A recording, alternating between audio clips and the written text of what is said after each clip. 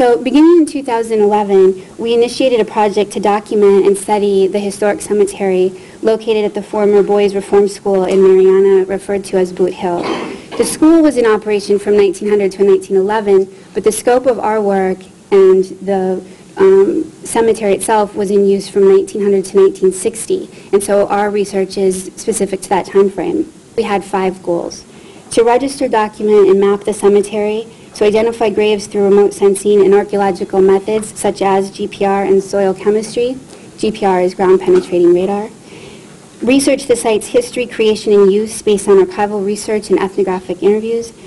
Research the primary and secondary sources to determine who is buried in the cemetery and the morbidity and mortality patterns about the children that are buried there, and establish if there is one or more burial areas.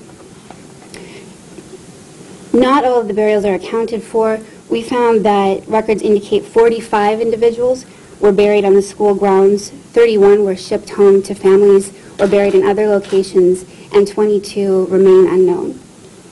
We found nearly twice as many burials as were thought to exist. Many of them had been under the brush and trees. Recognizing the historical significance of civil rights issues in Florida and in the area of juvenile justice, and the rights of families to have accountability and transparency as important aspects of restorative justice, we made the following recommendations.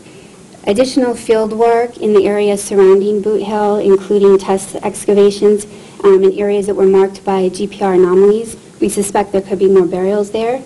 We recommend horizontal clearing through mechanical excavations to the primary burial area in order to identify specific individual graves and get a very accurate account.